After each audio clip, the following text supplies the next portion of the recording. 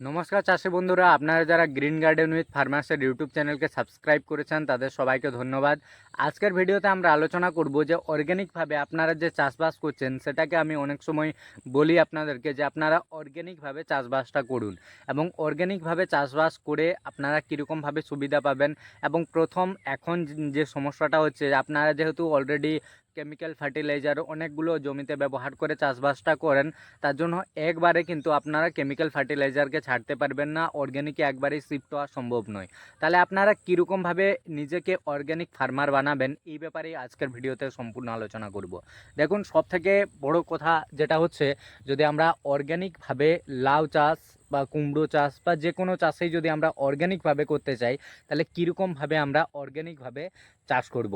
আমার এই যে লাউ জমিটা আপনারা দেখতে পাচ্ছেন, আমি খুব কম পরিমাণে রাসায়নিক সার ব্যবহার করেছি এবং জৈব সার দিয়েই এই লাউ চাষটা কিন্তু করার চেষ্টা করছি। এবং আপনারাও আমার সাথে সাথে কীরকমভাবে অর্গ্যানিকভাবে চাষ করে মাটিকে ভালো রাখবেন এবং পরের যে আপনাদের নেক্সট জেনারেশন আসবে তাদেরকে ভালো মাটি উপহার দেওয়া, এটাই আমাদের একটা টার্গেট। এবং মাটিকে যাতে আমরা ভালো রাখতে পারি, সর্বপ্রথম আপনাদের সাথে সবাইকে বলবো যে আমাদের আগের যারা, আমরা তো আর এখন থেকে চাষবাস করছি না, এমন না যে আমরাই শুধু চাষবাস করছি। আমাদের আগে আমার বাবারা, দাদুরা তারাও চাষবাস করেছে। তখনকার দিনে কিন্তু এতটা কেমিক্যাল ফার্টিলাইজার ছিল না বা এত কিছু ছিল না, কিন্তু তারা কি চাষবাস করতেন না? অবশ্যই তারা চাষবাস করতেন এবং আমাদের থেকেও মোটামুটি ভালোভাবে চাষবাস করতেন। কারণ ভালো এই জন্যে বলবো, কারণ আমরা চাষবাস করছি এবং মাটিকে অনেক বেশি পরিমাণ ক্ষতিগ্রস্ত করছি। প্রকৃতির যে একটা মানে মূল্যবান উপাদান বলতে পারি, কারণ এই মাটি যদি ভালো মতো আমাদের চাষের জমির মাটি না থাকে তাহলে আমরা কিন্তু ফলন আনতে পারবো না। এবং মাটিকে খারাপ করার কোনো অধিকার আমাদের নেই, কারণ এটা শুধু আমাদের নয়, আমার আগে যারা এসেছিলেন, আমাদের পরে জেনারেশন যারা আসবে তাদেরও অধিকার আছে। তার জন্য আমাদের সবসময় টার্গেট থাকবে যে এই মাটিকে আমরা ভালো রাখবো। এবং এই মাটিকে ভালো রাখার কাজে অনেকগুলো কোম্পানিও আছে যারা প্রডিউস করে অর্গ্যানিক ফার্টিলাইজার।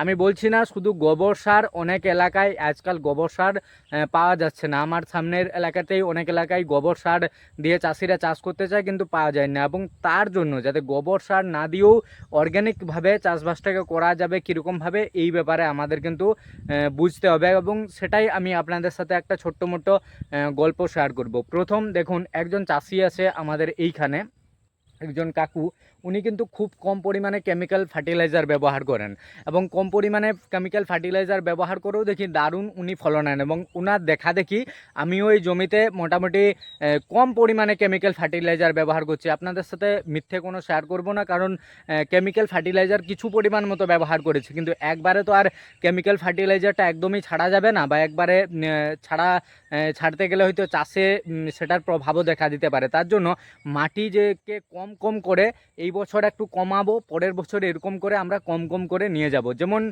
আমি অনেক ভিডিওতে আপনাদেরকে বলেছি লিবিক্স কোম্পানির সুধা সুষম জৈব সারের কথা। এটা কোনো কোম্পানির প্রমোশন নয়, আমি মাটির ভালো রাখার কথা বলছি। সুধা সুষম জৈব সার লিবিক্স কোম্পানির সাথে আপনারা অনেকেই পরিচিত আছে। লিবিক্সের ভালো ভালো প্রোডাক্ট আছে, কাটিং অ্যাড, বুস্টার 2, এবং এই যে সুধা সুষম জৈব সার বা জ্যোতি যে জৈব সার আছে, এই জৈব সারগুলা অনেক চাষি ব্যবহার করে, বাঁকুড়া পুরুলিয়ার অনেক চাষি ব্যবহার করে এবং তারা ব্যবহার করে ভালো ফলন পাচ্ছে। এবং মাটিও তুলনামূলকভাবে কেমিক্যাল ফার্টিলাইজার ব্যবহার করার থেকে মাটিও তুলনামূলক ভালো থাকছে, এমন না যে তারা কম ফলন পাচ্ছে। তাহলে আমরা যদি এই লাউ জমিটাতে ব্যবহার করি সুধা সুষম জৈব সার, গোবর সার তো প্রথম চাষে আপনাদের সাথে শেয়ার করেছি, গোবর সার ব্যবহার করেছি, তাহলে সুধা সুষম জৈব সার ব্যবহার করলে আমার জমিতে কি লাউয়ের ফলন কম হবে? কখনোই কম হবে না, কারণ সুধা সুষম যে জৈব সার তা মাটির পক্ষে অনেক ভালো, দারুণ। এবং সুধা সুষম বাদ দিয়েও অনেক কোম্পানির এরকম অর্গ্যানিক ফার্টিলাইজার আছে যেগুলো আপনারা জমিতে ব্যবহার করতে পারেন আপনাদের চাষের জমিতে। এই যে কেমিক্যাল ফার্টিলাইজার, আমি কেমিক্যাল ফার্টিলাইজার কেন আপনাদেরকে কম ব্যবহার করতে বলছি? সর্বপ্রথম দেখুন, এখনকার আপনারা যে চাষবাস করছেন, আপনারা যদি একটু ভেবে দেখেন, মোটামুটি আই থিঙ্ক যদি একটু পাস্টে একটু আগে যদি চলে যান, মোটামুটি 10 থেকে 11 বছর কি 12 বছর 13 বছর আগে, তখনও আপনারা যারা চাষবাস করছেন তারা অবশ্য এখনও চাষবাস করছেন এবং তখনও চাষবাস করছিলেন। কিন্তু ঘটনা হচ্ছে, আপনারা একটা জিনিস কি লক্ষ্য করেছেন যে মাটিতে এখনকার দিনে কিন্তু রোগ, মাছি, পোকা এইসব জিনিসের আক্রমণ অনেক বেশি।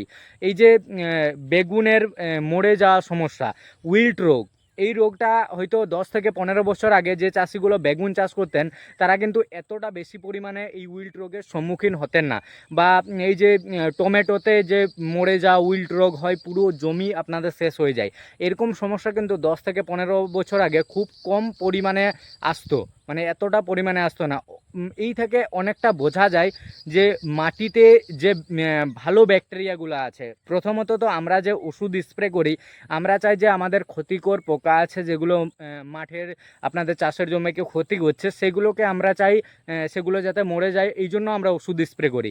কিন্তু আমাদের এই স্প্রে ওষুধ যে কেমিক্যাল স্প্রে আমরা করি, বিষ ওষুধকে স্প্রে করি, সেগুলাতে কিন্তু যেমন ক্ষতিকর পোকা মারা যায়, সেরকমইভাবেই ক্ষতিকর পোকার সাথে আমাদের যে সুবিধাজনক যে পোকাগুলো থাকে, যে পোকাগুলো আমাদের চাষের কাজে সাহায্য করে, যেমন ছোট্ট মোটো যদি একটা এক্সাম্পল বলি, যেমন কেঁচো। কেঁচোকে কিন্তু অনেক জমিতে এখন যদি আপনারা আপনাদের চাষের জমিকে খুঁড়ে দেখেন, তাহলে অনেক জমিতে কিন্তু কেঁচো এখন আপনারা পাবেন না, অনেক জমিতেই পাবেন না। মোটামুটি আপনারা এটা ট্রাই করে দেখতে পারেন। আমি আমার এলাকাতে দেখেছি প্রায় জমিকে খুঁড়ে খুব কম কেঁচো আছে। কিন্তু আগের দিনে আমি মোটামুটি আমার এজ মোটামুটি 24 বছর চলছে আর কি। 24 বছরে যে আমি যখন ছোট ছিলাম, মোটামুটি 8-10 বছর বাড়িতে সব দিনই চাষবাসের কাজ হয়। আমরা যখন লাঙ্গল দিয়ে আগে জমিকে মানে তৈরি করার সময় লাঙ্গলেই গরু এবং লাঙ্গলের বেশিরভাগ ব্যবহার হতো, এবং তখন কিন্তু মাটি ফুটলেই যখনই নতুন জমি তৈরি করা হতো অনেক বেশি পরিমাণে কেঁচো বার হয়ে আসতো। এবং এখন এই যে ট্রাক্টর, বিভিন্ন রকম, কারণ উন্নয়ন দরকার আছে, বিজ্ঞান প্রযুক্তি সব কিছুরই দরকার আছে, কিন্তু ব্যাপারটা হচ্ছে যে এইটার সাথে সাথে আমরা যদি মাটির ব্যাপারটাও একটু চিন্তা ভাবনা করি, তাহলে কিন্তু সেটা ভালো হয়, মাটির পক্ষে ভালো, আমাদের ফসলের পক্ষে দারুণ হবে সেই ব্যাপারগুলো। তার জন্য আমাদেরকে সবসময় অর্গ্যানিকভাবে চাষবাসটা করার একটু চেষ্টা করতে হবে। কেমিক্যাল ফার্টিলাইজার আমরা খুব কম পরিমাণে ব্যবহার করব, এবং কম পরিমাণে ব্যবহার করে করে আমরা চাষটা করে দেখব যে আমাদের মাটিকে চাষের ফসল কি খারাপ হচ্ছে, আমরা কি কম ফলন পাচ্ছি, এটাও কিন্তু আমাদেরকে দেখতে হবে। চাষি বন্ধুরা, এরপরে প্রশ্ন হচ্ছে, আমরা তো জৈব সারের কথা, আমি অর্গ্যানিক ফার্টিলাইজারের ব্যবহারের কথা বলছি। এরপরে আপনাদের কোয়েশ্চেন হতে পারে যে অর্গ্যানিকভাবে চাষ করে যদি আমাদের ফলন কম হয় তাহলে আমরা প্রফিট কম পাবো। এটা আপনাদের কোয়েশ্চেন সবার হতে পারে, কিন্তু এইটার উত্তরটা আমি আপনাদেরকে বলে দিচ্ছি। আমার এখানে যে কাকুর কথা বললাম, উনি কিন্তু অর্গ্যানিকভাবে চাষবাসটা করেন এবং দারুণ ফলন পান। খুব একটা খারাপ যে ফলন পান সেটা আমার দেখে যা, আমার পার্সোনাল যা এক্সপিরিয়েন্স, আমার মনে হয় না যে খুব একটা উনি খারাপ ফলন পান। কিন্তু উনি যে ব্যবস্থাপনাগুলো করেন সেটাও কিন্তু আপনাদের সাথে আমি শেয়ার করব। যেমন উনি অর্গ্যানিকভাবে চাষবাসটা করেন, সেরকম উনি সবসময় অর্গ্যানিক ব্যাপারগুলোকে একটু নিজের কনসেন্ট্রেট, নিজের ধ্যানের মধ্যে রাখেন। যেমন জমিতে মাঝে মাঝেই উনি নিম অয়েলের স্প্রে করেন। আপনারা জমিতে আপনাদের পাশে যে নিম গাছ আছে সেই থেকেও নিম অয়েল বাড়িতেও আপনারা বানাতে পারেন, বা অনেক কোম্পানির নিম অয়েল স্প্রে থাকে। যেমন লিবিক্স কোম্পানির মার্গোসা আছে, মার্গোসা 3000 ppm, এটার স্প্রে আপনারা নিতে পারেন।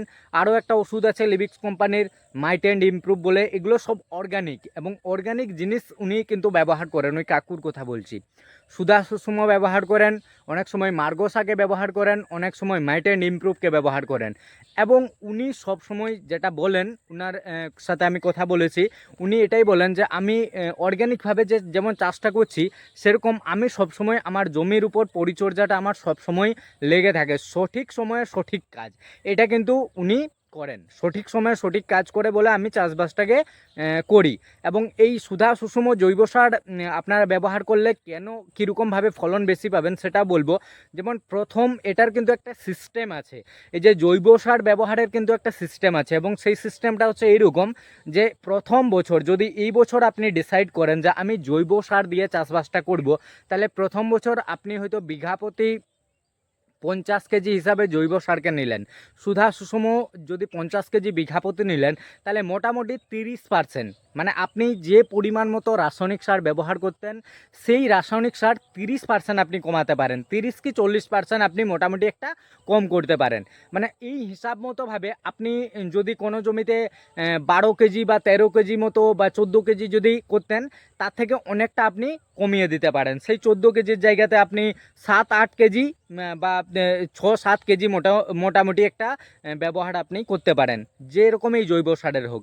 এবং এইরকমভাবে কমাতে কমাতে, কারণ মাটিতে জৈব সার যখন প্রথম বছর ব্যবহার করবেন এবং আপনি যদি একবারই কেমিক্যাল ফার্টিলাইজার না ব্যবহার করেন, তাহলে কিন্তু মারাত্মক ক্ষতির সম্মুখীন হবেন। তখন আপনি বলবেন যে আমরা মোটামুটি এরকমভাবে করলাম কিন্তু আমাদের ফসল খারাপ হলো, এবং পরের বছর কী করবেন, আপনি আবার ওই কেমিক্যাল ফার্টিলাইজারের ব্যবহার আবার করতে যাবেন। তাহলে কি হবে, প্রথম আপনারা এই জিনিসটা আপনাদেরকে ধ্যানে রাখতে হবে যে আমি কি করব, ফার্স্ট এই বছরে ব্যবহার করব কেমিক্যাল ফার্টিলাইজারও ব্যবহার করব, অর্গ্যানিক ফার্টিলাইজারও ব্যবহার করব, গোবর সারেরও ব্যবহার করব, কিছু যে রাসায়নিক সার আমি যেমন ব্যবহার করছি কিন্তু আমি কমিয়ে দেবো। আমার মাপ মতো যে জায়গাতে আমি 14 কেজি যদি আমার 1 বিঘা জায়গাতে ব্যবহার করছিলাম, সেই জায়গাতে আমি 7 থেকে 8 কেজি ব্যবহার করব। পরের বছর যখন আবার আপনি অর্গ্যানিক ফার্টিলাইজার দিয়ে চাষবাসটা করবেন, পরের বছর কি করলেন, 3 থেকে 4 কেজি সেটাকে করে নিলেন। এরকমভাবে একটু একটু করে মোটামুটি 2-4 বছর পরে আপনি শুধু যদি অর্গ্যানিকভাবেও চাষটা করেন, তাহলেও কিন্তু দারুণ ফলন আপনি পাবেন। এবং সময় মতো যেমন আমি নিম অয়েলের স্প্রে কথা বললাম, জমিতে নিম অয়েলের স্প্রে দারুণ কিন্তু কাজ করে যদি সই টাইমে করেন। যেমন হচ্ছে আপনার জমিতে আপনি ধরি এক্সাম্পল যে আপনি লঙ্কা চাষ করছেন, লঙ্কার জমিতে আপনার অনেক বেশি পরিমাণে পাতা কুঁকড়ে যাচ্ছে, শোষক যে সাকিং পেস্ট থাকে, সাকিং মাছি থাকে, সাদা মাছি, পাতা আপনার রস খেয়ে দিচ্ছে, পাতা আপনার কুঁকড়ে যাচ্ছে এবং আপনি দুর্দান্ত মানে ক্ষতির সম্মুখীন হবেন। কিন্তু এই সমস্যাটা যদি প্রথম স্টেজে আপনি লক্ষ্য করেন, আপনার যদি জমিতে আপনি পরিদর্শনে থাকেন এবং যদি নিম অয়েলের স্প্রে তখন থেকে প্রতি 7 দিন 6 দিন অন্তর আপনি করতে থাকেন, তাহলে কিন্তু এটা কিন্তু আপনার বাড়বে না। কিন্তু আমরা কি করি, প্রথম যখন আমাদের জমিতে সাকিং পেস্ট লাগে বা প্রথম সাদামাছির আক্রমণ হয়, আমরা কোনো ওষুধেই স্প্রে করি না এবং পরে অনেক বেশি মানে দামি কেমিক্যাল ওষুধ এনে জমিতে আমি স্প্রে করে দিই। অবশ্যই আপনারা জমিকে সেটা সাদামাছিকে দূর করতে পারবেন বা বাঁচিয়ে নেবেন, কিন্তু এই যে আপনি যে ব্যবহার করলেন অনেক বেশি পরিমাণে বা অনেক বেশি পাওয়ারের যে ওষুধ আছে সেগুলোর ব্যবহার আপনি জমিতে করলেন এই সাদামাছিকে বা সাকিং পেস্টকে আটকানোর জন্য, কিন্তু সেটাতে কী হলো, সেটাতে অনেক সময় আপনার জমির যেগুলো বন্ধু পোকা থাকে সেই রকম বন্ধু পোকাও অনেক সময় মারা যায়। তার জন্য অর্গ্যানিক আপনারা ওষুধের ব্যবহার জমিতে করতে পারেন যদি এরকমভাবে আপনারা চাষবাসটা করেন। এবং সেই কাকু মোটামুটি এরকমভাবেই চাষবাসটা করেন, এইরকমভাবে চাষবাস করে উনি মোটামুটি ভালোই ফলন পান। তার থেকে বোঝা যায় যে অর্গ্যানিকভাবে যদি আমরা চাষবাসটা করি আমাদের খুব একটা খারাপ হবে না। যেমন ধরুন আমি খুব একটা কিছুই ব্যবহার করিনি, এই লাউ জমিটারই কথা বলছি, আমি প্রথম গোবর সার নিয়েছিলাম, একটু পরিমাণ মতো রাসায়নিক সার নিয়েছি এবং আমার লাউ গাছ কিন্তু দারুণ সুস্থ আছে। হ্যাঁ, এইটাতে একটু ব্যবহার করেছিলাম থাইমোথাক্সাম, যে পাতা এই যে রেড বিটেল খেয়ে নিচ্ছিল, কিছু সময় বা কিছু স্টেজে আমাদেরকে ওষুধের স্প্রেটাও ঠিকঠাক নিতে হবে। যেমন রেড বিটেলকে কন্ট্রোল করার জন্য থাইমোথাক্সামকে স্প্রে করেছিলাম। এরকমভাবে চাষবাসটা আমরা করছি পুরো জমিতে।